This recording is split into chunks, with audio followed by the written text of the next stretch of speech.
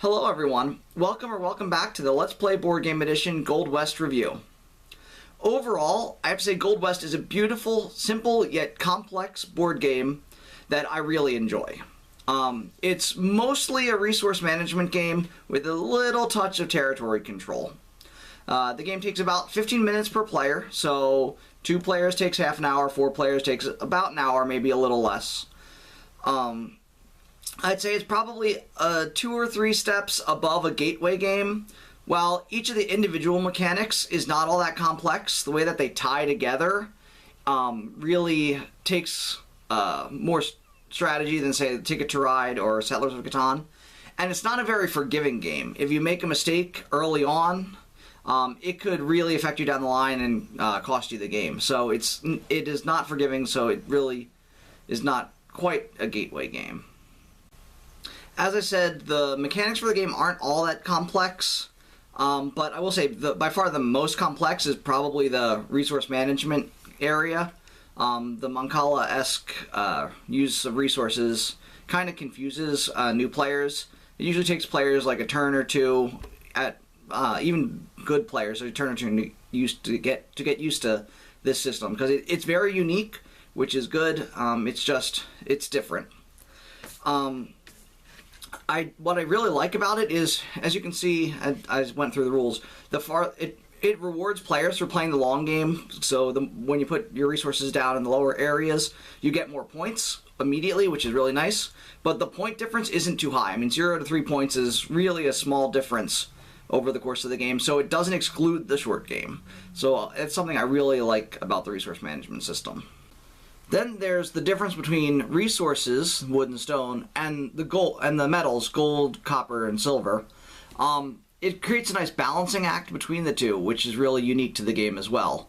Because every turn you want to make sure you have at least one stone or wood so that you can build your camp.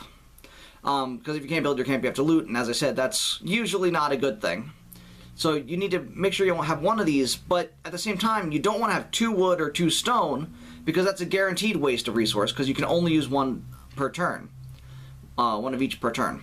The metals, on the other hand, there's not so much of a waste. You can almost always put them on the shipping track, and while it's usually less optimal than, say, buying an area in Boomtown or getting an investment, it at least isn't a waste of resources, like wasting a copper, or wasting a stone or wood.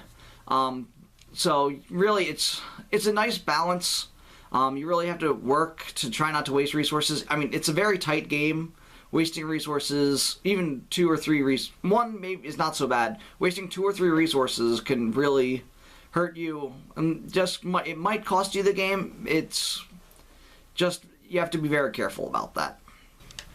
Also, Gold West is very much a victory point salad game. There are 6 different ways to get victory points throughout the game.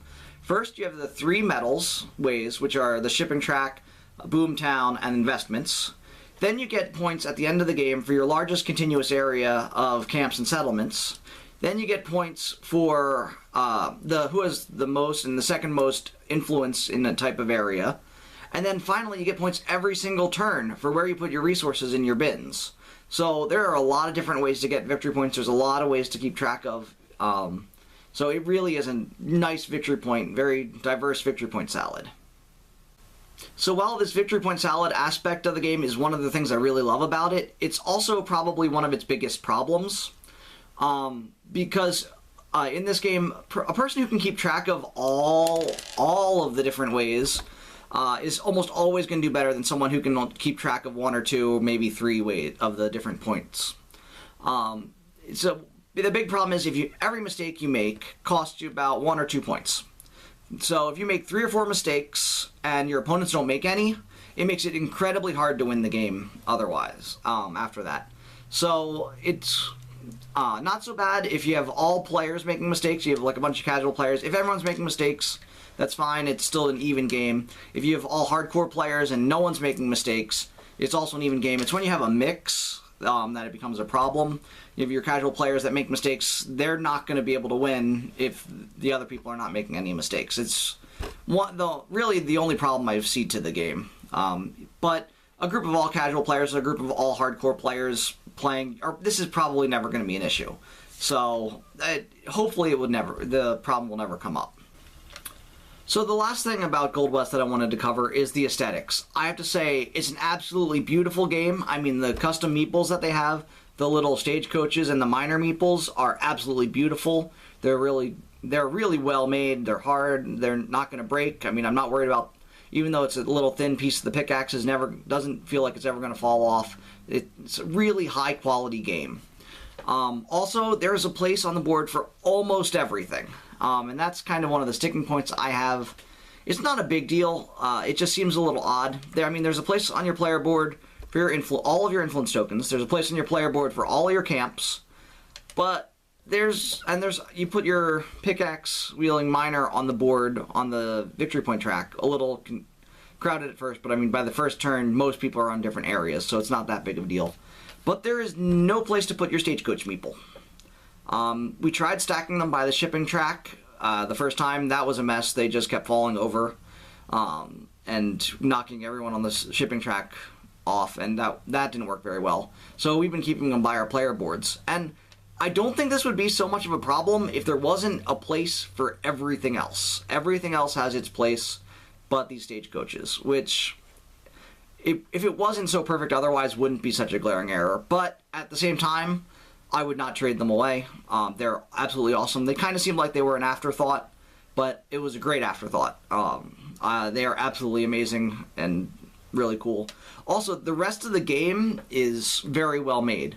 I have to say, Boomtown, I mean, it's a hole in the board. And you fill in that hole every time, and you have to take the pieces out, you have to put the pieces in, but the cardboard is high enough quality that that's not a problem. I'm not worried about the wear and tear from popping them in and out, because it's a tight fit. I mean, there's no area between it. It's really tight.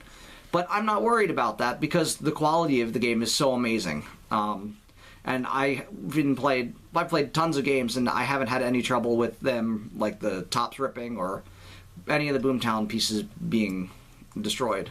So that's really good.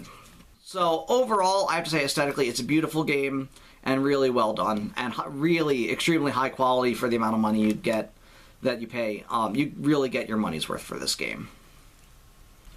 So overall, I have to say Tasty Minstrel Games came out with another beautiful success. While it's not quite a gateway game, almost, it's still easy enough for casual players. But personally, I feel where it really shines is for the medium to hardcore gamers. So, but overall though, I do highly recommend it for everyone. So, that's it for the review. Please remember to share, like, and subscribe, and I hope to see you in the playthrough video.